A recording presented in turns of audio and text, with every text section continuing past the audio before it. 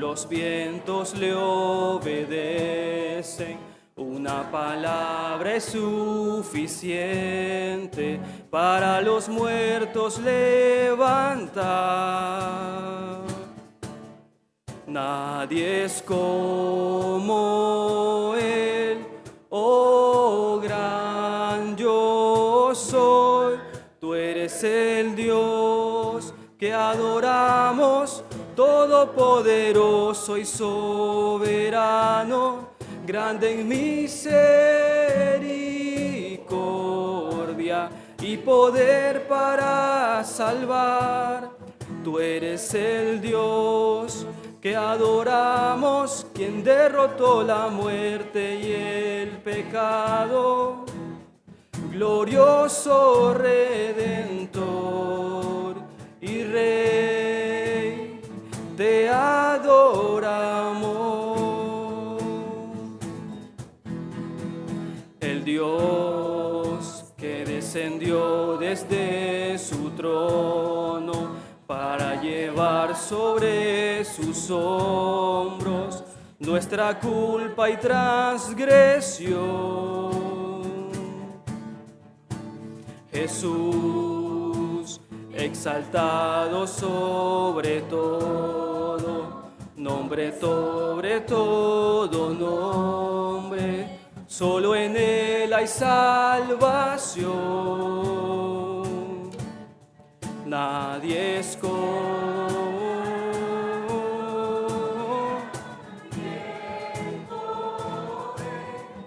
todo es de Él y para Él, a Él sea la gloria y el poder. Todo es de Él y para Él. Tú eres el Dios que adoramos, todopoderoso y soberano, grande en misericordia y poder para salvar. Tú eres el Dios que adoramos, quien derrotó la muerte y el pecado. Glorioso Redentor y Rey, te adoramos. Demos gracias por este tiempo. Gracias, Dios eterno, nuestro Rey, nuestro Redentor, a quien debemos toda alabanza, a quien sentimos la necesidad de orar porque es nuestra vida, adorarte a ti, Señor, porque has sido todo en nuestros corazones, en nuestra existencia, en toda nuestra vida, Señor. Gracias porque nos has mostrado tu bendita bondad, tu bendito amor y misericordia, atributos que son tuyos netamente, Señor, y que no podemos asimilar si no es por tu voluntad y tu misericordia, tu Espíritu Santo, quien nos ilumina cada día para entender y comprender tu voluntad. Gracias por este tiempo, Señor. Queremos adorarte y bendecirnos, Señor, adorando tu nombre. Gracias por este tiempo. Amén. Pueden tomar sus asientos. Sabemos que esta obra no es nuestra, sino la de nuestro Señor Jesucristo. Y todo lo que hagamos es por su voluntad y su gracia. Amén. Cantemos, no soy yo, sino Cristo en mí.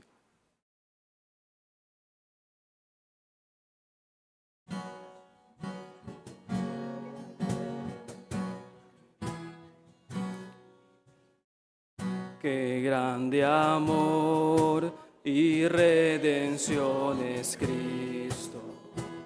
No hay nada más que el cielo pueda dar. Mi rectitud, mi libertad y gozo. Mi gracia es Él, mi eterna y dulce paz. Me aferro a Él, Jesús es mi esperanza. Vivo en Él, por siempre suyo soy.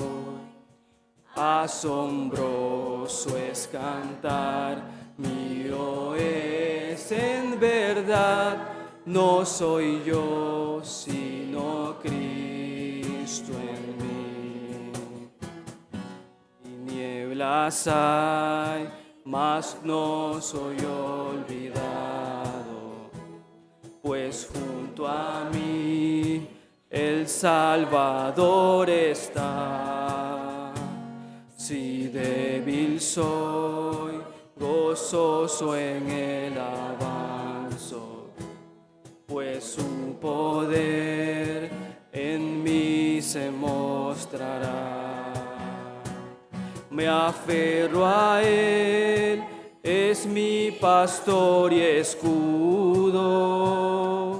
Por profundos valles me guiará. En la noche venció, su victoria me dio. No soy yo, sino Cristo en mí. No temeré, he sido perdonado. Seguro estoy, el precio él ya pagó. Su sangre dio, sufrió mis pecados, resucitó, la muerte derrotó. Me aferro a él, ya no soy condenado. Es Jesús mi fiel intercesor. Las cadenas rompió, libertad me otorgó. No soy yo, sino Cristo en mí. Quiero seguir a Cristo mientras viva, pues prometió llevarme hasta su hogar. Estando aquí, renueva en mi vida, hasta llegar al gozo eterno. Me aferro a él, mi única esperanza, a Jesús la gloria y el honor. Cuando llegue al final, estos labios dirán, no soy yo, sino Cristo en mí. Me aferro a él, mi única esperanza, a Jesús la gloria y el honor. Cuando llegue al final, estos labios dirán, no soy yo, sino Cristo en mí.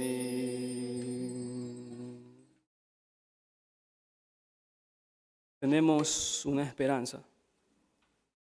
Y esta esperanza sabemos que es nuestro Señor Jesucristo, el retorno del Rey. Cantemos todos, mi alma esperará.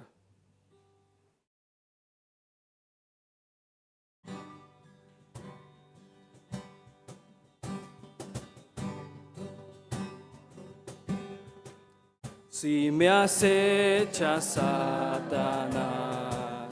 y desmayo en mi interior, si me cubre oscuridad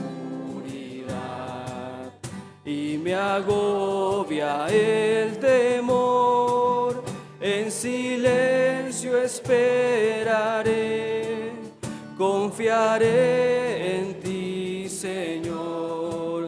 Tu palabra es mi sostén, tú mi salvación, mi fortaleza, esperanza fiel y roca eterna. Mi alma, oh Dios, esperará por ti. Tú mi escudo y protección, en peligro y tempestad, si prospera el pecador, como un soplo pasará. Yo sé bien que triunfarás, Satanás vencido está. Tu poder me guardará, tú mi salvación, mi fortaleza, esperanza fiel y roca eterna. Mi alma, oh Dios, esperará por ti.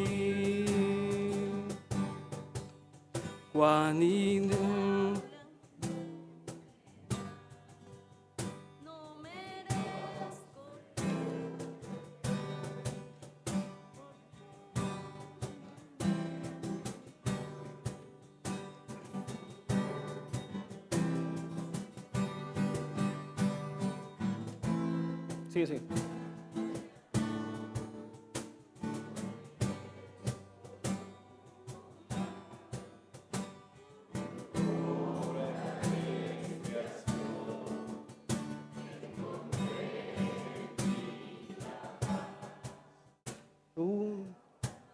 Ya terminó, ya no es vergüenza ni temor, ya la muerte derrotó.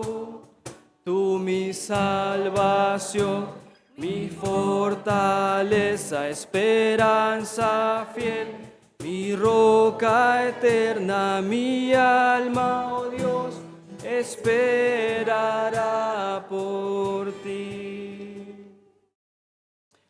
Bueno, hermanos, demos gracias por este tiempo nuevamente y pasemos el tiempo a las ofrendas. Gracias una vez más, Señor, porque podemos ver a través de los cánticos tu obra expuesta, Señor, en la vida, en la eternidad, en nuestro presente. Te pedimos, Padre, que nos ayudes a administrar los recursos que tú nos impartes, nos das, Señor, para poder cumplir tu voluntad de esta manera, Señor, poder contribuir con el reino, Señor, con tu iglesia, esta iglesia que has puesto, para que nosotros podamos crecer como un solo cuerpo. Te pedimos, Señor, que nos ayudes a administrar esto y poder de esta manera cumplir tu voluntad. Gracias por este tiempo, nuevamente, Cristo Jesús. Amén. Cantemos, hermanos, de nuestra roca, que es nuestra salvación, nuestro Señor Jesús, la roca de mi salvación.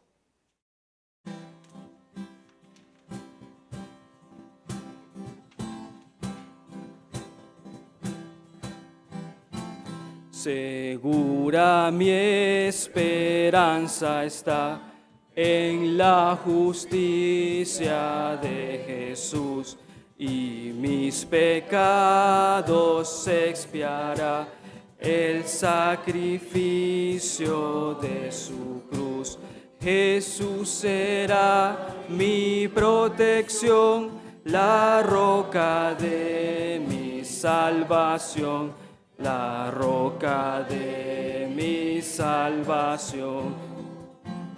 La tempestad jamás podrá su dulce faz de mí ocultar. Su luz gloriosa en mi alma está, en él confío sin cesar. Jesús será mi protección, la roca de mi salvación, la roca de mi salvación. En sus promesas confiaré, en medio de la tentación. Ya salvo soy, en él hallé la roca de mi salvación. Jesús será mi protección, la roca de mi salvación, la roca de mi salvación. Cuando ante Dios y el juicio esté, confiado Cristo me hallará, pues su justicia dándome, sin manchas me presentará. Jesús será mi protección, la roca de mi salvación, la roca de mi salvación. Pastor.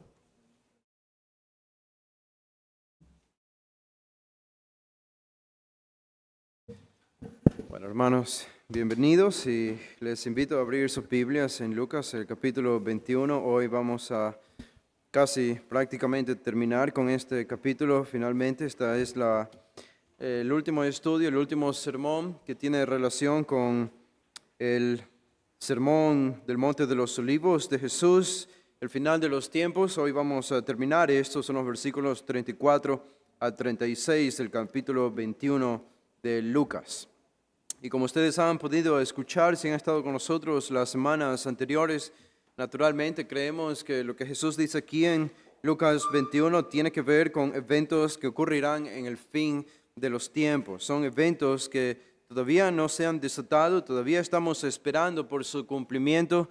Son eventos que esperamos verlos en algún momento, quizá pronto, no sabemos el día, nadie conoce la hora, pero el punto de lo que Jesús va a enseñarnos hoy en esta última porción es que debemos estar preparados para este último gran evento. Debemos estar preparados.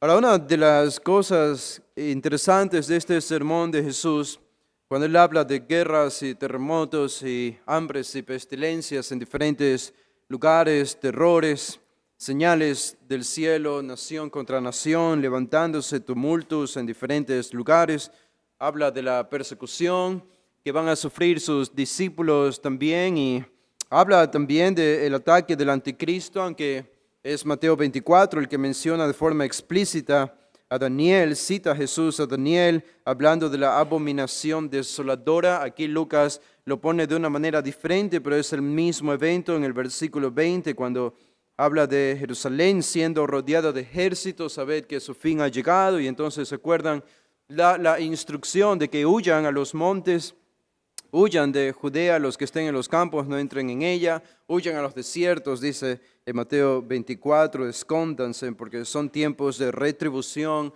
de venganza y las naciones vendrán a destruir a Israel. Y me parece interesante a mí que si nosotros no creemos que lo que dice Jesús en Lucas 21 es para el tiempo futuro, si creemos, por otro lado, como muchos de nuestros hermanos creyentes creen que Lucas 21 trata, al menos en la mayoría de los versículos que Jesús habla aquí, trata de un evento que ya sucedió, que es pasado, que ocurrió en el 70 después de Cristo, cuando Tito destruyó a Jerusalén y destruyó el templo. Entonces, si esto es así, si esto es pasado, si Lucas 21 es pasado y no futuro, entonces Jesús dio el peor de todos los consejos que alguien jamás haya dado en la historia. Ustedes van a entender por qué. Porque Jesús, ¿cuál es el consejo que da a sus discípulos y a los judíos en general cuando ellos vean que Jerusalén está rodeada de ejércitos? ¿Cuál es el consejo? ¿Cuál es la advertencia? Huyan. ¿Se acuerdan en el versículo 21? 21, huyan, huyan. No se queden allí, sino huyan a los montes, huyan a los desiertos. ¿Por qué decimos que si esto es pasado y se cumplió en el 70 fue el peor de los consejos? Porque esto es lo que hicieron los judíos. En el 70 después de Cristo, cuando llegó Tito y se acercaba a Tito, no fue un ataque de un solo mes o de una sola semana. Esto tomó algunos meses, algunas semanas, Y Tito con el ejército romano se iba acercando poco a poco a Jerusalén desde el norte, entrando y adentrándose a Judea y después a Jerusalén, pero fue un proceso largo y tomó días y tomó semanas de conquista hasta que finalmente entraron y destruyeron a Jerusalén. Y el consejo de Jesús es, cuando vean que Jerusalén ya está rodeada de ejércitos, entonces huyan, no antes, no después. Cuando vean que Jerusalén está rodeada de ejércitos, entonces huyan. Y sabemos que los judíos intentaron hacer eso en el 70 después de Cristo, hablando de judíos no creyentes. Incluso algunos judíos tragaron su oro y su plata, literalmente se lo tragaron, esperando escapar de Jerusalén sin ser atrapados por los romanos y una vez libres fuera de Palestina, de alguna manera regurgitar su oro y su plata de sus intestinos y tener algo de dinero con lo que sobrevivir o empezar alguna nueva empresa. Bueno, ¿saben qué pasó con estos judíos? Que los romanos los atraparon. Los atraparon y de alguna manera ellos sabían que ellos habían hecho esto con el oro y la plata, así que los mataron, abrieron sus intestinos y sacaron su oro y su plata. Casi nadie sobrevivió. Pocos sobrevivieron. Esta fue una masacre y Josefo nos cuenta esta historia, está en los libros de la historia. Josefo lo cuenta y no hay por qué no creerle a lo que él nos cuenta allí, y otros historiadores corroboran este gran evento, triste evento de Tito destruyendo a Jerusalén. Ahora entienden por qué este sería el peor de los consejos. ¿Entienden por qué sería el peor de los consejos? Si Jesús está hablando de un evento pasado, como nuestros hermanos creen, entonces el consejo de Jesús fracasó, completamente fracasó, porque los judíos hicieron esto y fueron masacrados. No lograron huir, no lograron esconderse del imperio romano. Obviamente Jesús no está hablando de un evento pasado, obviamente el consejo de Jesús no va a fracasar, no pudo haber fracasado. Así que esto es futuro, sabemos que es futuro. Esto tiene que ver con el anticristo. Es Jerusalén rodeada de ejércitos, pero ejércitos liderados por el anticristo en el final de los tiempos, a la mitad de los 7 años de tribulación que todavía no han comenzado. Jesús nunca falló y nunca va a fracasar en algún consejo. Y los judíos van a salvar sus vidas si hacen lo que Él les dice en el tiempo del fin. Esto solo para comenzar, no tiene nada que ver con lo que Jesús dice acá, pero es solamente para ponernos en sintonía de que todos estos son eventos futuros. Y ahora, ante todas estas verdades que Jesús ha enseñado aquí, todos estos eventos escatológicos, imagino a Jesús enseñando este gran sermón sobre los eventos del fin y retomando la historia, el sermón en el versículo 25, por ejemplo, dice: entonces habrá señales en el sol, en la luna y en las estrellas, y en la tierra angustia de las gentes confundidas a causa del bramido del mar y de las olas, desfalleciendo los hombres por el temor y la expectación de las cosas que sobrevendrán en la tierra, porque las potencias de los cielos serán conmovidas. Entonces, dice versículo 27, verán al Hijo del Hombre que vendrá en una nube con poder y gran gloria. El esplendoroso descenso de Cristo. El gran evento, el último evento escatológico. Y si hipotéticamente, terminando con este versículo 27, podemos imaginarlo a Jesús diciendo, solo hipotéticamente, y este será el último gran evento. Ya estoy cansado. No preparé más material para ustedes, así que aquí termina mi intervención. Me voy a casa. ¿Imaginan eso? De ser así, el Sermón del Monte de los Olivos no sería más que un montón de información sobre eventos lejanos y futuros que tienen poca relación aparentemente con nuestra vida diaria. Mejor cierro la Biblia y prendo el teléfono y oigo alguna bonita historia que me cautive. Pero esa no fue la escatología de Jesús. Saben que la gente secular tiene su propia escatología. La gente que pertenece al materialismo, al secularismo, para los que todo lo que sirve, todo lo que funciona en este mundo es lo que ven.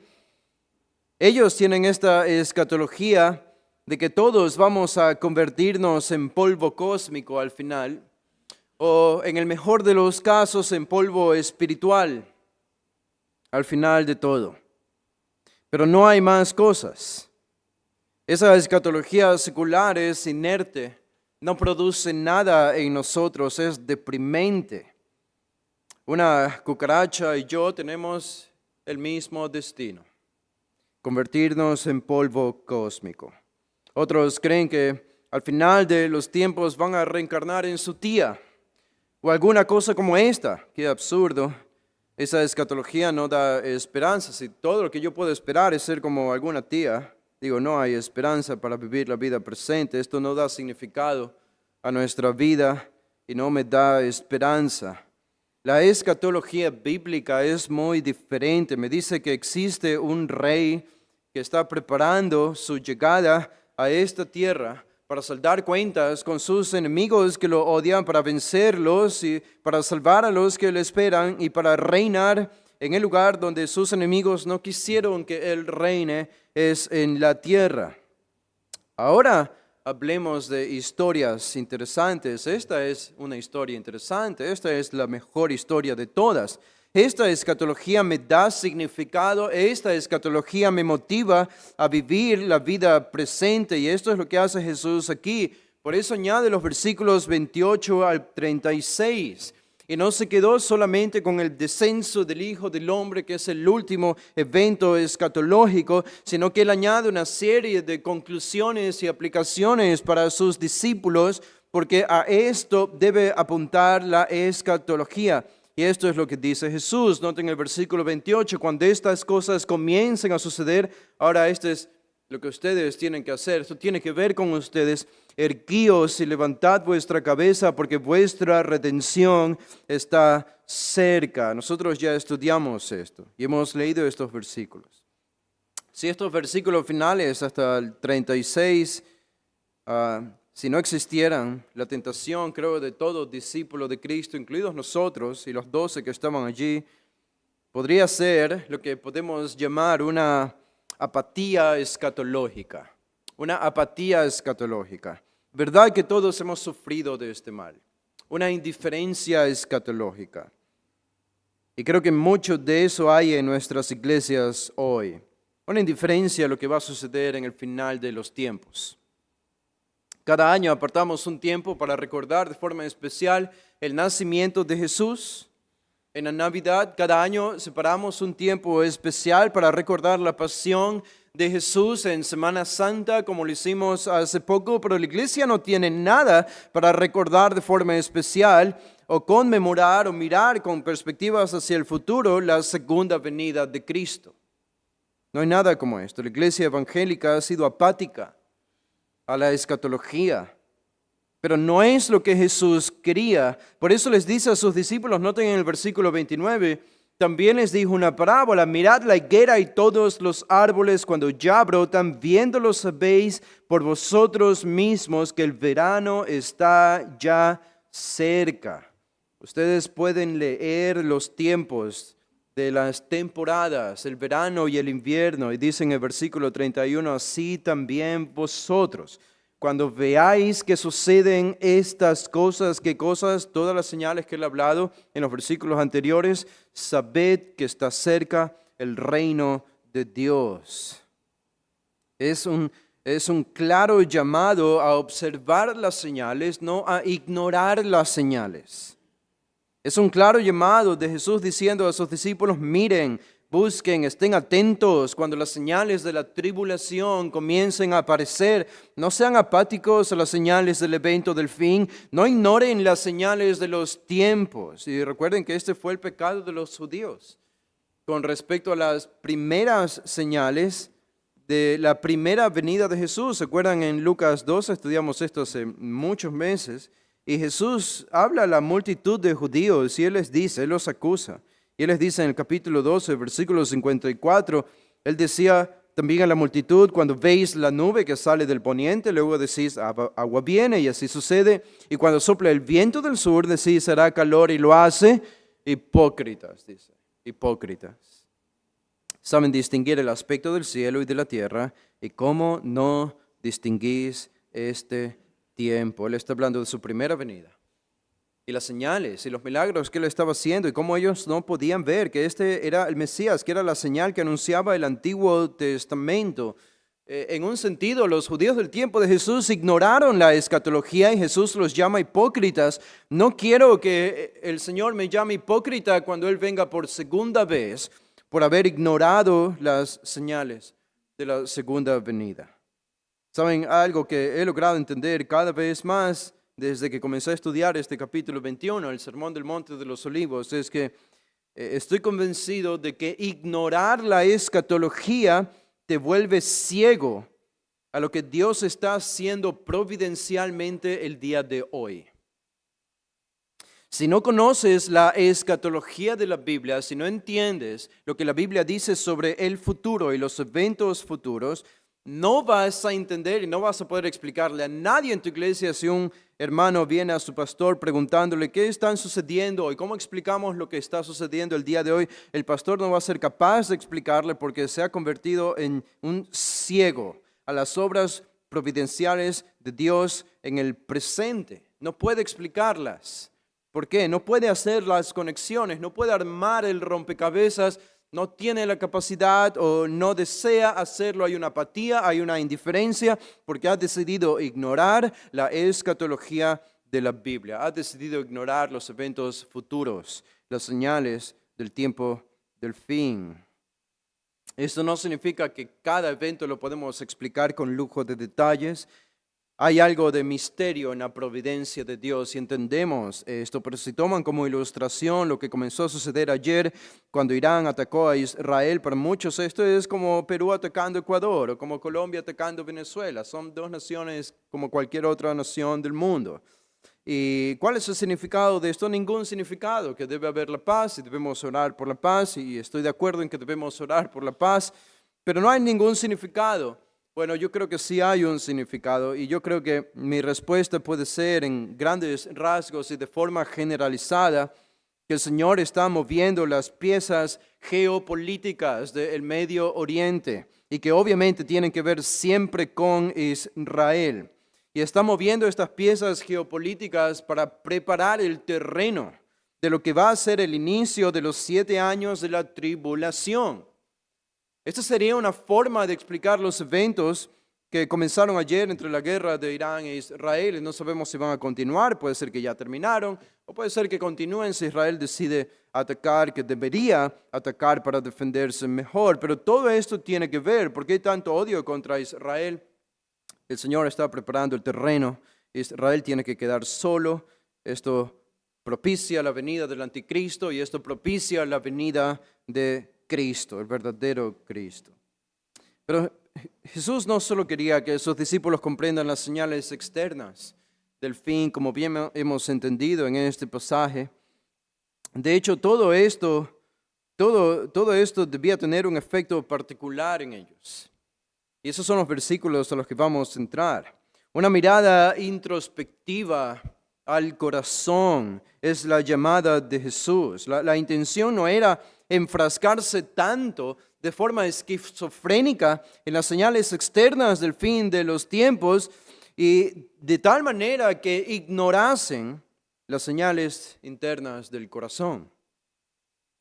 Y esto es lo que hace Jesús en los versículos del 34 al 36. Noten lo que dice el versículo 34, mirad también por vosotros mismos, no solo las señales externas. Miren también por ustedes mismos, que vuestros corazones no se carguen de glotonería y embriaguez y de los afanes de esta vida, y venga de repente sobre vosotros aquel día, porque como un lazo vendrá sobre todos los que habitan sobre la faz de toda la tierra. Velad pues en todo tiempo, orando que seáis tenidos por dignos de escapar de todas estas cosas que vendrán y de estar en pie delante del Hijo del Hombre. En este pasaje Jesús usa 2 verbos imperativos que convierten y nos dejan ver que este es el centro de todo lo que Él dice aquí. Todo está gobernado por estos 2 verbos. Mirad, versículo 34, que podemos traducirlo como vigilar o estar alertas. Y el versículo 36, velad, velad. Estén alertas y vigilen. Estén alertas y vigilen. Es un imperativo, es una orden, es presente. La idea es que debemos hacer esto de forma constante y continua. Estos verbos entonces nos dicen lo que debemos hacer cuando escuchamos un sermón escatológico. Esta es la aplicación de Jesús. Esta debe ser nuestra respuesta, estar alertas y velar. No es mucho el enfocarnos en las señales externas. Eso es importante y tiene su parte. Pero cuidado, nos enfocamos tanto en eso que nos volvemos indiferentes a las señales internas del corazón. Ahora, ¿por qué es tan importante estar alertas y velar? Dice Jesús aquí. ¿Por qué es tan importante? Bueno, en primer lugar debemos decir, es algo que Jesús asume aquí, porque no sabemos cuándo el Señor volverá. No sabemos cuándo el Señor volverá, ya sea para el rapto o ya sea para su segunda venida. El evento de su segunda venida al final de los 7 años es un misterio para nosotros. Es un misterio para nosotros. Ni siquiera los que vivirán en el tiempo de la tribulación, ni siquiera ellos sabrán cuándo será el día de la segunda venida. Nadie sabe. Es seguro que todo lo que Jesús ha descrito aquí va a suceder. Todas estas señales se van a cumplir, no hay duda de eso. Lo que nadie sabe es cuándo ocurrirán estos eventos. Por eso Jesús dice, y ya había dicho a sus discípulos en Lucas 12:40, vosotros pues también estad preparados, porque a la hora que no penséis, el Hijo del Hombre vendrá. A la hora que no penséis. Y en Mateo 25:13 dice también a sus discípulos, velad pues, porque no sabéis el día ni la hora en que el Hijo del Hombre ha de venir. Así que puede ocurrir en cualquier momento. Es una venida inminente. Eso significa inminencia, que no hay señales que preparen para esta venida. Sabemos que hay una serie de eventos durante los 7 años de la tribulación, uno después de otro antes de la segunda venida. Pero cuando se desata el primero de estos eventos, no sabemos. Y cuando exactamente Cristo decide descender, al final de los 7 años, nadie sabe el día exacto ni la hora exacta en que Él ha decidido hacer esto. La segunda venida es un evento para nosotros, los creyentes, y el Nuevo Testamento afirma por todos lados esto, Juan, Pablo, etcétera, y Pedro, que es un evento de esperanza y de gozo para el creyente, pero de destrucción repentina para el mundo. Y nadie sabe cuándo comenzarán estos eventos. Y ahora esta actitud de vigilancia, a la que Jesús llama aquí a sus discípulos, una vigilancia permanente, es ampliada por Mateo 24, que está hablando del mismo contexto, el sermón del Monte de los Olivos. Y noten lo que añade Mateo allí. Vayan por un momento a Mateo el capítulo 24, observen lo que dice desde el versículo 36.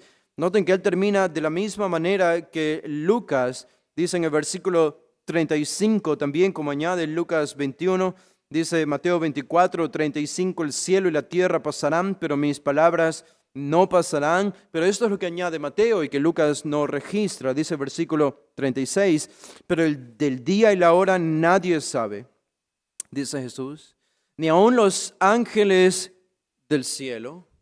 Esto debería ser una prueba rápida de que los ángeles no son infinitos, de que los ángeles no son dioses, no son semidioses, son criaturas. Superiores a nosotros por ahora, sí, pero son criaturas.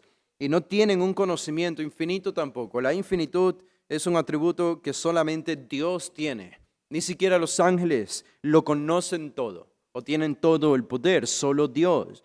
Y los ángeles, dice Jesús, no saben ni el día ni la hora de la segunda venida. Dice al final, versículo 36, sino solo mi Padre. Solo mi Padre. Es un evento inminente, dice Jesús.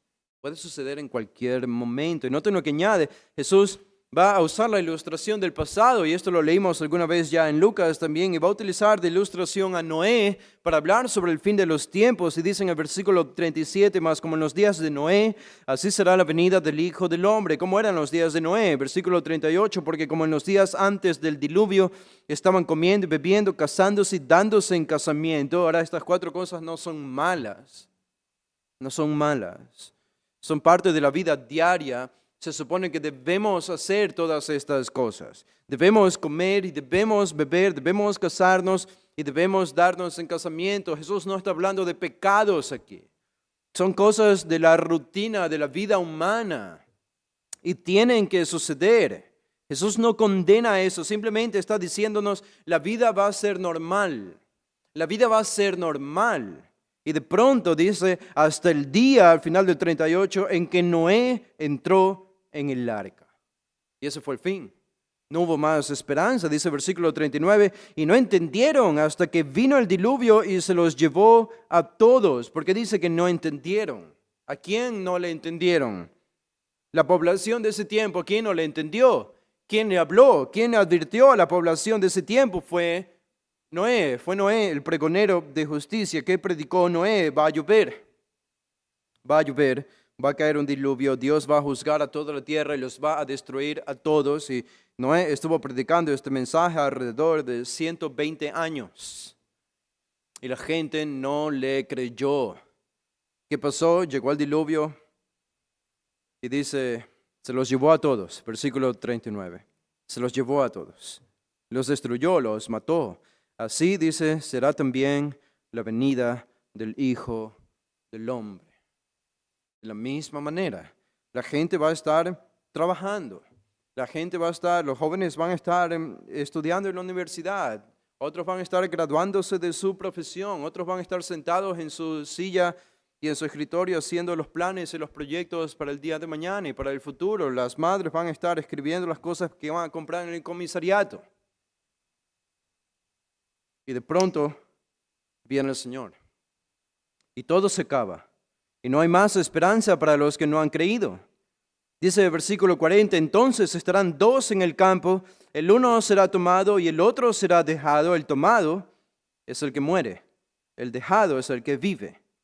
2 mujeres estarán moliendo en un molino, la una será tomada por el juicio, morirá, y la otra será dejada viva. ¿Cuál es el llamado de Jesús? Versículo 42, velad. Noten, velad. Pues, porque no sabéis a qué hora ha de venir nuestro Señor. Nadie sabe, no sabemos. Entonces, ¿qué debemos hacer? Debido a que no sabemos, debemos velar. ¿Cuándo? Todo el tiempo. Todo el tiempo. Dice el versículo 43, Jesús añade, pero sepan esto, que si el padre de familia supiese a qué hora el ladrón habría de venir, velaría y no dejaría minar su casa. Esto es obvio. Jesús está hablando de un ladrón, esa es la ilustración, y es una ilustración que de Jesús la toman los autores y los discípulos del Nuevo Testamento para hablar de la venida de Cristo, del Señor, como ladrón en la noche. Y la idea de un ladrón es que obviamente no te avisa cuándo va a llegar a robarte, no es que te llama por teléfono y te dice voy a robarte a las 9 en punto de la noche, llego a la casa. A las 9:30 ya estoy saliendo con todas tus pertenencias, así que no te preocupes, esos 30 minutos voy a estar allí en tu casa, pero no te voy a molestar más. Es insólito, es ridículo. Los ladrones no hacen esto. ¿Qué hacen los ladrones? Vienen a la hora menos pensada, de forma inesperada, de forma inminente, no avisan, solo se aparecen. Eso es lo que está diciendo Jesús aquí. Si el padre de familia supiese, velaría y no dejaría minar su casa. Por tanto, dice el versículo 48, también vosotros estad preparados porque el Hijo del Hombre vendrá a la hora que no pensáis. En ese sentido, la venida de Cristo será como ladrón en la noche. En otras palabras, no va a avisar antes de su llegada. ¿Y qué hace Jesús a continuación? Entonces anima a sus discípulos. En el versículo 45 usa la ilustración del esclavo fiel. ¿Se acuerdan? ¿Quién es pues el siervo fiel y prudente al cual puso su Señor sobre su casa para que les dé el alimento a tiempo? Bienaventurado aquel siervo al cual cuando su señor venga le halle haciendo así. La idea aquí es del amo que se va de la casa. Y el esclavo encargado, mayordomo, que se queda para dar de alimento a los demás. Tiene responsabilidades. Y Jesús está diciendo, si ustedes son del tipo de esclavos o de sirvientes que cuando su jefe no está en el trabajo y su jefe se va, ustedes se relajan, levantan las piernas, dejan de trabajar, comienzan a alcahuetear por allí, a juguetear por allí, y no se ponen diligentes porque el jefe no está en el trabajo, entonces van a tener serios problemas.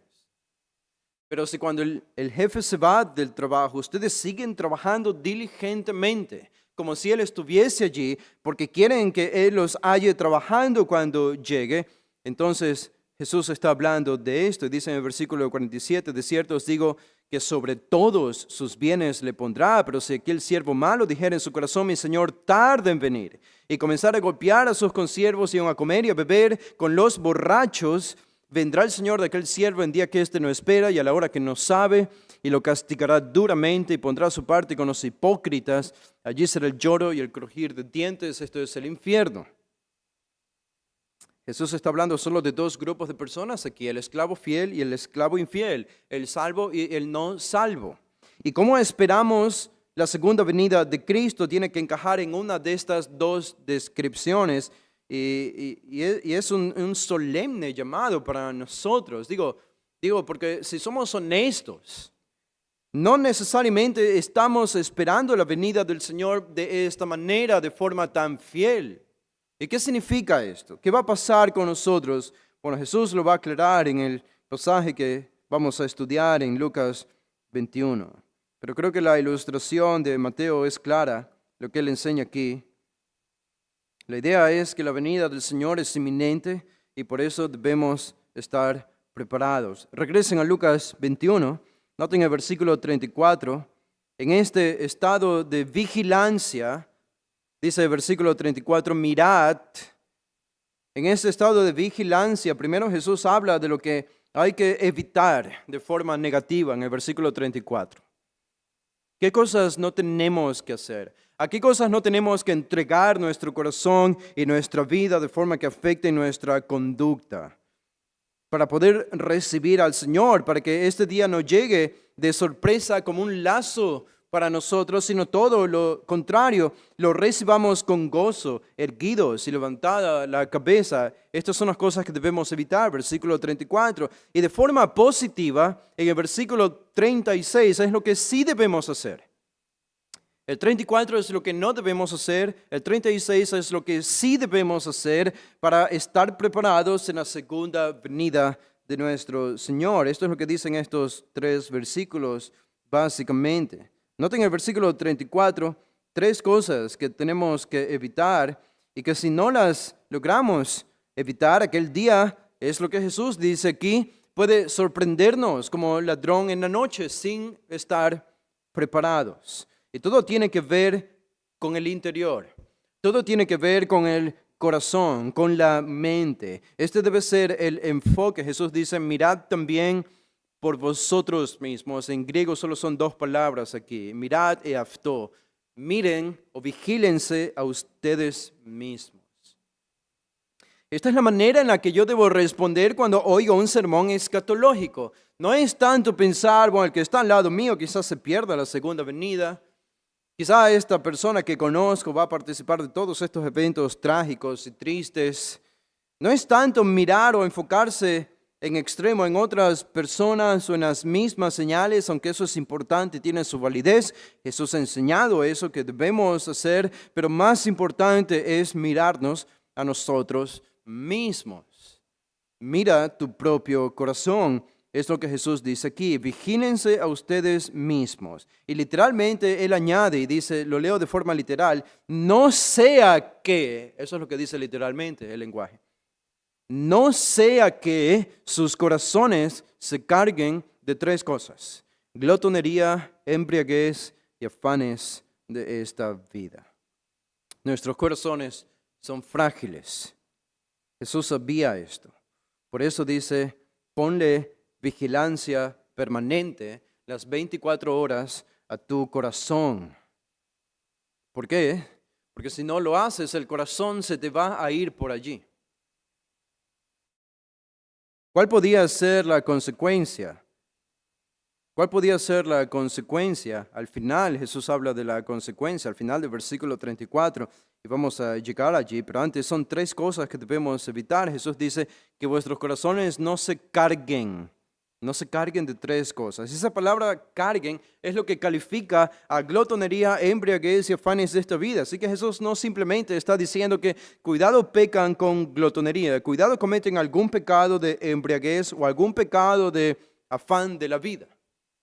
No, Jesús está diciendo más, cuidado que estas cosas lleguen a consumir sus corazones. La palabra que usa carguen allí, ese verbo es bareo, es la idea de sobrecargar algo. La idea de pesar hacia abajo o de alar hacia abajo. En este caso, Jesús está hablando del corazón, no de algo físico. Es una referencia a la presión de los deseos mundanos y las preocupaciones del corazón. En 1 Timoteo 5:16, Pablo usa esta palabra cuando habla de las viudas. Dice, no sea gravada la iglesia. Si hay viudas que pueden ser sostenidas por sus familiares, que la iglesia no sea gravada. Esa palabra gravada es la misma que usa aquí Jesús y se traduce como carguen. Una presión innecesaria, fuerte, que consume. Es un corazón consumido por las cosas del mundo. ¿Y qué cosas en particular? Jesús habla de 3 que pueden hundirnos en pecado si nosotros no vigilamos a nuestro corazón. Y este es el peligro de no estar enfocados en la segunda venida de Cristo. Este es el peligro de no estar atentos a las señales, de no meditar lo suficiente en estos eventos portentosos que van a suceder al final de los tiempos. ¿Cuál es? Bueno, en primer lugar, ser cargado. Reina Valera dice de glotonería. Glotonería, la palabra literal que aparece en el original es kraipalei. Kraipalei. Es una palabra que aparece una sola vez en el Nuevo Testamento y la utiliza Lucas. Lucas tiene esta costumbre de usar muchas palabras que nadie más las utiliza en todo el Nuevo Testamento porque Lucas era un hombre educado, estudiado, era un doctor, era un médico y a veces hay palabras de médicos que él utilizaba y esta es una de esas. Esta palabra kraipalei la usaban los doctores, ¿saben para qué? Para hacer referencia a personas, literalmente era náusea embriagada. Una náusea embriagada. Es la idea de alguien que ha bebido tanto en un contexto de una fiesta, de alboroto, ha bebido tanto alcohol que comienza a vomitar, tiene náuseas y comienza a vomitar. Eso es lo que significa esta palabra, kraipalei. Reina Valera lo traduce como glotonería, la Biblia de las Américas lo traduce como disipación. Es la idea de un comportamiento embriagado que no tiene ninguna restricción moral en lo que se hace. Alguien intoxicado con alcohol al punto de cometer todo tipo de inmoralidad, incluso vomitando mientras lo hace. Es una indulgencia desenfrenada en el contexto de una fiesta, algo que habría sido muy conocido en el contexto del Imperio Romano, en sus fiestas paganas e incluso religiosas. Fuerte palabra la de Jesús. Fuerte palabra la de Jesús. Uno le diría a Jesús en su propia mente limitada, pero Jesús, estás hablando a tus discípulos. Digo, son tus discípulos, ellos te pertenecen a ti, ellos no son del mundo. ¿Tú no crees que tus discípulos harían alguna cosa como esta? ¿Por qué usas palabras tan gráficas y fuertes para hablarles a ellos? Bueno, Jesús dice, déjame terminar primero. Y hay otra palabra allí, embriaguez. No se carguen con embriaguez. Esta palabra tiene 4 sinónimos en el Nuevo Testamento. No es la más débil, es mediana, pero es más fuerte que otras y expresa un fuerte exceso de alcohol también. Y también comunica la idea similar de indulgencia al punto de causar daños permanentes en el cuerpo por estar intoxicado con el alcohol. Saben, los autores del Nuevo Testamento usaron esta palabra. El apóstol Pablo en Romanos, el capítulo 13, versículo 13, él dice, Y noten en qué contexto siempre aparece esta palabra. Dice Pablo, andemos como de día honestamente, Romanos 13:13, no en glotonerías y borracheras, ahí está nuestra palabra, borracheras, no en lujurias y lascivias, no en contiendas y envidias, sino vestidos del Señor Jesucristo y no proveáis para los deseos de la carne. Estos son los que andan en la noche, no en el día, como nosotros los cristianos, dice Pablo. Los que se embriagan, los que andan en borracheras. También añade Pablo en 1 Corintios, en el capítulo 5, el versículo 11, 1 Corintios 5, 11 dice, más bien os escribí que no os juntéis con ninguno que, llamándose hermano, fuere fornicario, avaro, o idólatra, o maldiciente, y o borracho, dice, esa es nuestra palabra. O borracho, ladrón, dice, con el tal ni aun comáis. Con los que dicen que son creyentes, pero viven de esta manera, Pablo dice, no te juntes con ellos. No tengas compañerismo. Claramente es una descripción de no creyentes, de gente que no cree, que vive en el mundo. En el capítulo 6, el versículo 10, de nuevo Pablo dice, desde el versículo 9, dice 6:9, ¿no sabéis que los injustos no heredarán el reino de Dios? No erréis. ¿Quiénes son los injustos que no entran al cielo? Ni los fornicarios, ni los idólatras, ni los adúlteros, ni los afeminados, ni los que se echan con varones, ni los ladrones, versículo 10, ni los avaros, ni los borrachos, ahí está de nuevo esta palabra que usa Jesús, ni los borrachos, ni los maldicientes, ni los estafadores heredarán el reino de Dios. Y esto eran algunos ustedes, pero ya han sido lavados, santificados, justificados. Es decir, ustedes no pertenecen a este grupo si son creyentes. Ustedes no viven de esta manera si son creyentes. Y por último, Pablo la usó también en Gálatas a esta palabra para hacer otra descripción del fruto de la carne versus el fruto del Espíritu. En Gálatas 5:21 dice envidias, homicidios, borracheras. Ahí está nuestra palabra. Orgías y cosas semejantes a estas. Pablo había hablado, estos que practican estas cosas, dicen, no heredarán el reino de Dios. Siempre en la lista de práctica de impíos aparece esta palabra de embriaguez o borracheras. Y Jesús está hablándole a sus discípulos. Cuidado con estas cosas, dice Jesús. ¿No les parece un poco fuerte? Uno diría, ¿acaso no es algo innecesario? Yo esperaría que Jesús me advierta de algún leve pecado, algún desliz, de olvidarme de él, pero estas palabras, Jesús está hablando de indulgencia moral, está aparentemente haciendo la descripción de cómo viven los impíos en el mundo. Y Jesús termina con otra referencia, regresando a Lucas 21:34, dice, no solo glotonería, o lo que es disipación, náusea, embriaguez, añade afanes de esta vida. No se carguen de los afanes de esta vida. Y con esto Jesús generaliza cualquier otra cosa de la vida diaria que aparte nuestra mirada de este esplendoroso evento de la segunda venida de Cristo. Es como el tercer terreno en la parábola del sembrador. ¿Se acuerdan? La semilla que cae entre espinos y es ahogada por los afanes de la vida, dice Jesús. Esto es Marta en Lucas 10, cuando ella estaba preocupada con tantas cosas, afanada con tantas cosas, y las palabras de Jesús, Marta, Marta, afanada y turbada, estás con muchas cosas, pero solo una cosa es necesaria, y María ha escogido la buena parte, la cual no le será quitada. Incluso en este versículo 42 encontramos algo de escatología, porque Jesús habla del futuro de María y su recompensa. Pueden ser buenas cosas, como el caso de Marta, servir. Puede ser educación, dinero, herencias, profesión, pertenencias, amistades, viajes, familia, lo que sea, todo, nada, dice Jesús, nada, en comparación a la gloria de la segunda venida de Cristo. Estas cosas pueden ocupar nuestra mente. ¿Cuál podría ser la consecuencia? Jesús termina en ese versículo 34, al final dice,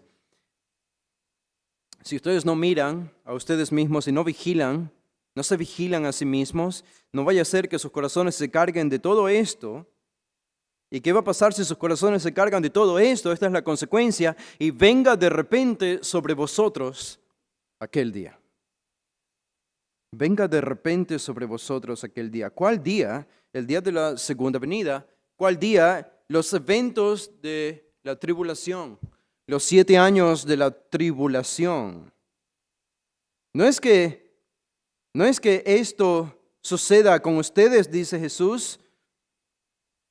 Ojalá que no suceda con ustedes, que no sea así. Él dice de súbito, repentinamente. Y 2 cosas aquí pueden llamarnos la atención. 2 preguntas. ¿Por qué Jesús advierte de este comportamiento extremo a sus discípulos? Un comportamiento que pertenece a los incrédulos, a la gente del mundo. ¿Y por qué Jesús habla a sus discípulos como si fuesen no creyentes? ¿Acaso Jesús creía que Pedro podía volverse un borracho nauseabundo? ¿Jesús creía que Juan podía volverse un hombre embriagado cometiendo todo tipo de inmoralidades en fiestas? ¿Creía eso Jesús? Esa es una pregunta interesante, me parece a mí, y la segunda también es interesante. La segunda venida de Cristo podría sorprenderlos a ellos, como al resto del mundo que no esperaban la segunda venida. Es decir, la segunda venida de Cristo puede sorprendernos a nosotros, los cristianos, de forma negativa. 2 cosas que puedo decir al respecto.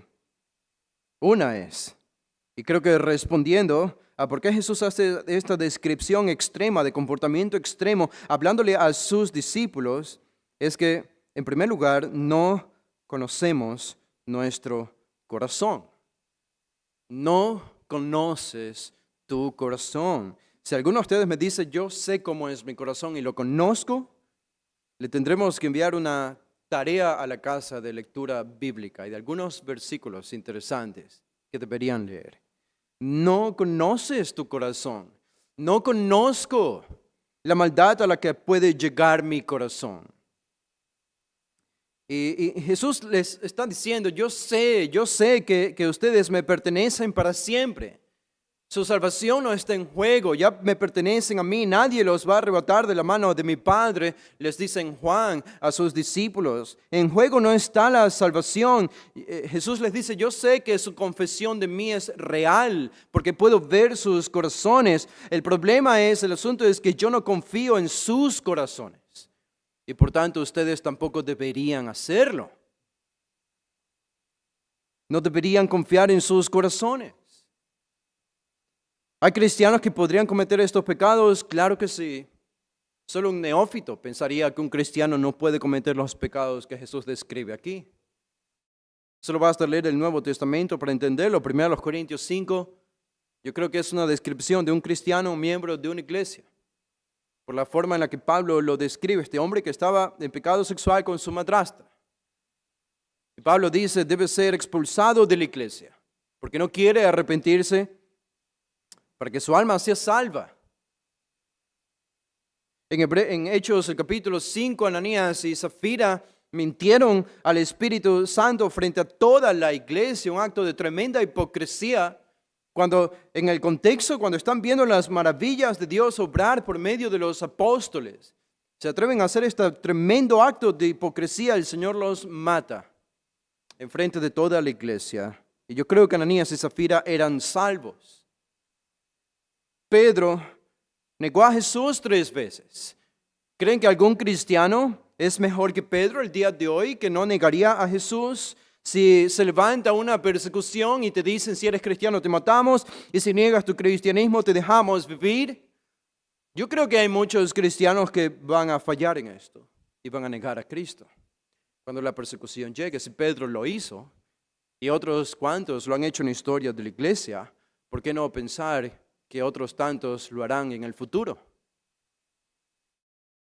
El peligro es real. Por eso la advertencia de Jesús es real. Cuidado con que el corazón se desvíe. Por eso Salomón en Proverbios dice, sobre toda cosa guardada, guarda tu corazón, porque de él mana la vida. Y otra cosa que puedo responder a estas preguntas, ¿por qué Jesús hace esta descripción? ¿Y por qué les habla de la segunda venida como sorprendiéndolos, igual que a los impíos? Bueno, y también porque vemos que ni Jesús ni la Biblia ¿Se han dado cuenta ustedes de esto? Que ni Jesús ni la Biblia presentan términos medios sobre el comportamiento cristiano. En otras palabras, cuando Pablo hace una descripción del comportamiento cristiano, Juan, Pedro y el mismo Jesús en los evangelios, se han dado cuenta que ellos nunca describen el caminar cristiano como en un término medio. Es decir, nunca describen a un cristiano inmaduro. Siempre hacen la descripción de un cristiano ideal, de una vida cristiana ideal. En otras palabras, siempre utilizan el estándar más elevado para describir lo que es un genuino cristiano. Nunca utilizan el estándar menos elevado, sino el más elevado. En otras palabras, también podemos decir, siempre aparecen ideas antitéticas, mutuamente excluyentes.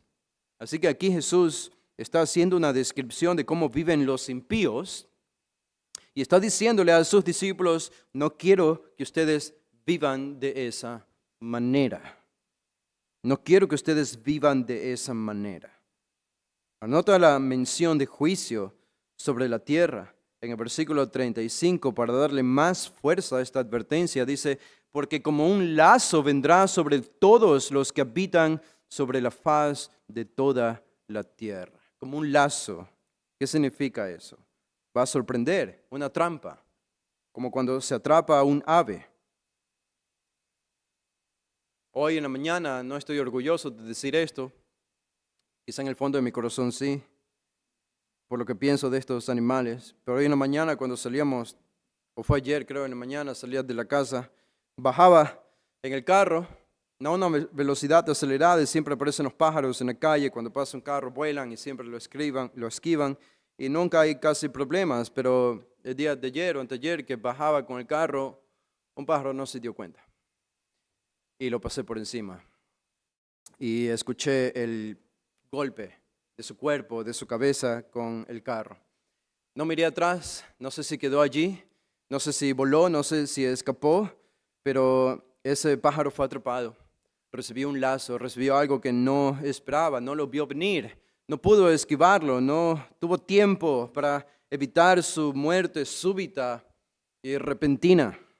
Es como cuando uno atrapa a un pez con una carnada, sin previo aviso. Esa es la idea de sorprender al animal para cazarlo sin que se dé cuenta. Y Jesús está diciendo esto, lazo es una palabra que se utilizaba para los animales, porque como un lazo, así vendrá el Señor Jesús en su segunda venida, vendrá sobre todos los que habitan sobre la faz de toda la tierra. Esto es para todo el mundo, no es para los creyentes. Él dice esto es para todo el mundo. Para el mundo, la segunda venida será como cuando atrapas a un animal a su muerte. Entra a su trampa para no salir más. Dios va a atrapar a los impíos para que no puedan escapar nunca más, con una trampa mortal que los va a condenar para siempre. Y esta llegada y esta trampa va a venir sin previo aviso. Ahora, ¿cómo evitamos que este día venga repentinamente de sorpresa sobre nosotros? Estando preparados. ¿Y cómo nos preparamos? Creyendo. Es la salvación. Es la fe en Cristo, es la conversión, el arrepentimiento. Es negando nuestro yo y viviendo de esa manera. Esta es la manera de prepararnos para la segunda venida. No viviendo para mí, no viviendo para mi egoísmo, ni para mi ego, ni para mis planes egoístas, sino viviendo para Dios, para el reino de Cristo, con mi centro en la iglesia local, donde están mis hermanos y donde hoy se manifiesta algo de lo que será alguna vez el reino de Dios. Esta es la manera en la que yo espero la segunda venida. Y lo hacemos esto con toda nuestra vida. Ese es el énfasis de Jesús. Si eres salvo, ese día no es para ti. Si eres salvo, ese día no es para ti. ¿Cómo sé esto? Jesús no expande tanto aquí, pero Pablo seguramente había leído esto, conocía esto, y Pablo recibió revelación directa del Señor también. Algunos piensan que lo que Jesús dijo es más importante que lo que Pablo dijo. Eso es ridículo, eso es negar la inspiración verbal y plenaria de la Escritura. Toda la Escritura es igualmente inspirada por Dios. Ya sea que lo dijo Jesús, Pablo, Juan, Judas, todo viene de Dios y tiene el mismo valor y la Biblia nunca se contradice. Y Pablo dice algo interesante en 1 Tesalonicenses, dice el capítulo 5, observen lo que dice, hablando del mismo evento de la segunda venida. El versículo 3, el versículo 2 dice, 1 Tesalonicenses 5, 2, porque vosotros sabéis perfectamente que el día del Señor, está hablando del día del Señor, ¿cuál es? La segunda venida en juicio. La segunda venida, dice, vendrá así como el ladrón en la noche. Está usando la misma palabra que usó Jesús. De allí la copia Pablo. El día del Señor vendrá así como el ladrón en la noche, que cuando digan paz y seguridad, entonces vendrá sobre ellos destrucción repentina, como los dolores a la mujer encinta, y no escaparán. Esto es para los que no esperan la segunda venida. Pero Pablo no se queda allí. Él añade más en el versículo 5. Él dice, más vosotros, noten el contraste, pero ustedes, hermanos, no están en tinieblas para que aquel día os sorprenda como ladrón. Pablo está asegurándoles, si ustedes son hermanos en Cristo, no viven en tinieblas, este día de Cristo viniendo como ladrón en juicio no es para ustedes, dice. Versículo 5, porque todos ustedes son hijos de luz e hijos del día, no somos de la noche ni de las tinieblas. Así que allí está, Pablo está diciendo, este día no es para ustedes, porque ustedes son del día, no de la noche. ¿Y no les parece interesante que aún así, Pablo sabiendo que este día no era para los creyentes, aún así, noten lo que dice en el versículo 6. Por tanto, no durmamos como los demás, sino velemos y seamos sobrios. Pues los que duermen de noche duermen y los que se embriagan de noche se embriagan, pero nosotros que somos del día seamos sobrios, habiéndonos vestido con la coraza de fe y de amor y con la esperanza de salvación como yelmo, porque no nos ha puesto Dios para ira. Estos días de juicio no serán para la iglesia, sino para alcanzar salvación por medio de nuestro Señor Jesucristo, quien murió por nosotros, para ya sea que velemos o que durmamos, vivamos juntamente con Él, por lo cual animaos unos a otros y edificaos unos a otros, así como lo hacéis. ¿No podría haber una fuente de consuelo, de ánimo o de aliento para nosotros si este día de juicio lo fuésemos a recibir igual que los impíos? No es así. Dios tiene algo diferente preparado para su pueblo, para la iglesia, y es rescatarla. Y eso es lo que Pablo dice. Pablo sabía que la iglesia no iba a atravesar esto, pero aún así notan cómo se ve la necesidad de advertirles, de que no vivan de esa manera, sino que velen. Es lo mismo que está haciendo Jesús. No es que Jesús cree que sus discípulos van a quedarse en la segunda venida o de que van a recibir el juicio de la segunda venida y a perder la salvación. No, pero Él tiene que advertir porque el corazón se puede desviar y es demasiado frágil. Y Jesús termina en el versículo 36, regresando a Lucas 21, el versículo 36, y con esto terminamos ya. Dice, velad pues, esto lo vamos a hacer muy rápido, velad, velen, vigilen. ¿Cuánto? ¿Cuánto tiempo? En todo tiempo. En todo tiempo. Constantemente. ¿Cómo? ¿Cómo podemos velar? ¿Cómo podemos vigilar? ¿Cómo podemos ser vigías de nuestra propia alma? De una sola manera, dice Jesús, orando. Orando. La oración. Conversa con Dios. Conversa con Cristo. Conversa con las Escrituras. Satúrate de la Escritura, satúrate de los eventos del fin. No le tengas temor a leer el Apocalipsis, a leer de todos estos eventos. No hagas caso a los cristianos evangélicos que dicen que esos son temas poco importantes. Léelos y satúrate de ellos y ora según estos eventos. Dice Jesús que seáis tenidos, esto es lo que debemos pedir, que sean tenidos por dignos de escapar de todas estas cosas que vendrán y de estar en pie delante del Hijo del Hombre. Dos cosas aquí que ya casi no me queda tiempo para explicar, pero probablemente lo voy a hacer la semana siguiente, ampliar un poco más este versículo 36 y a continuar los siguientes versículos. Pero son dos cosas básicamente. Que seamos tenidos por dignos. Esa palabra dignos literalmente es la palabra fuertes. Fuertes. La idea de fortaleza es, la idea que usa la palabra significa ser capaz completamente de hacer algo. Ser capaz completamente de hacer algo. Que sean tenidos por fuertes. Esa debe ser nuestra petición. Que el Señor nos dé la fuerza. Que nos capacite con fortaleza de escapar de todas estas cosas que vendrán. ¿Qué cosas que vendrán? Las señales de las que Él ha hablado, las señales de juicio, de los 7 años de la tribulación. Ahora Jesús está hablando a sus discípulos que eran judíos.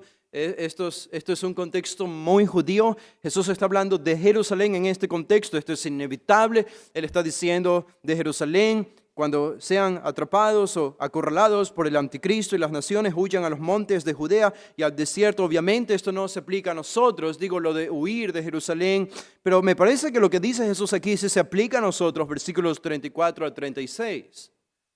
Sin necesariamente ignorar que la aplicación primaria tiene que ser a los discípulos de Jesús que eran judíos y que Jesús está hablando del futuro de Israel. Y sabemos que Israel va a atravesar por los eventos de la tribulación y la gran tribulación y van a sufrir todo esto. Y deberá ser una petición de ellos si quieren escapar de estos días de juicio. Pero también la puede ser de nosotros como cristianos hoy. Que el Señor nos dé la fortaleza para vivir de tal manera que no seamos parte de estos eventos. Y si somos creyentes genuinos, viviremos de tal forma que mostremos que no somos como el mundo y escaparemos de todos estos eventos y al final estar en pie delante del Hijo del Hombre. ¿Quiénes van a estar en pie delante del Hijo del Hombre en su segunda venida? Todos los creyentes, todos los que hayan confesado a Cristo, los que se hayan arrepentido. Los que no estarán dobladas sus rodillas, postrados, listos para ser destruidos por el Hijo del Hombre y enjuiciados por Él. Pero nosotros estaremos en pie delante de Él, como dice Jesús en el versículo 28, erguíos y levantad vuestra cabeza cuando vean que el Hijo del Hombre comience a descender de los cielos. Ya sea que esto se cumpla en el rapto para nosotros, o ya sea que se cumpla al final de los 7 años de la tribulación, cualquiera que sea la aplicación, esta debe ser nuestra postura, esta debe ser nuestra oración y nuestra vigilancia. Esta es la manera en la que debemos responder a un sermón escatológico, no hay otra manera. Y por eso es importante la escatología. La iglesia evangélica pierde una gran fuente de motivación para la santidad al ignorar la escatología. Ven todo lo que esto puede producir en nosotros. Una vida más férrea. Y especialmente ahora que, como ya he dicho y he repetido en las ocasiones previas, los eventos que se desatan en el Medio Oriente, especialmente con el centro, su epicentro en Israel, con un odio hacia Israel cada vez más global, cada vez más acentuado. A veces tiendo a pensar, y mucho se ha dicho, y en parte estoy de acuerdo, al menos tiene sentido que al final de la era, cuando aparezca el anticristo, tiene que haber una especie de unificación religiosa, como una sola religión que lo gobierne todo, que será la religión del anticristo. Y me parece que esto tiene sentido, pero ¿saben qué? Los eventos que uno puede ver ahora, a uno le darían a pensar también que puede haber otra opción. No necesariamente tiene que haber una sola religión al final de los tiempos. No sabemos.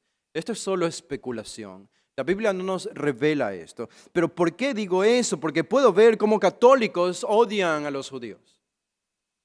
Puedo ver cómo evangélicos protestantes odian a los judíos. Puedo ver cómo los musulmanes de facto odian a los judíos, cómo los budistas odian a los judíos, cómo ateos odian a los judíos, y más bien parece que la unificación mundial que veremos al final de los 7 años de la tribulación va a girar no tanto en torno a una sola religión, sino que lo que va a unir a todas las religiones es que todas tendrán un solo enemigo. ¿Cuál? Los judíos. Los judíos. Y esto es lo que el Señor parece que está permitiendo que suceda por obra satánica. Y más nos debería alertar a nosotros, como Jesús nos llama aquí.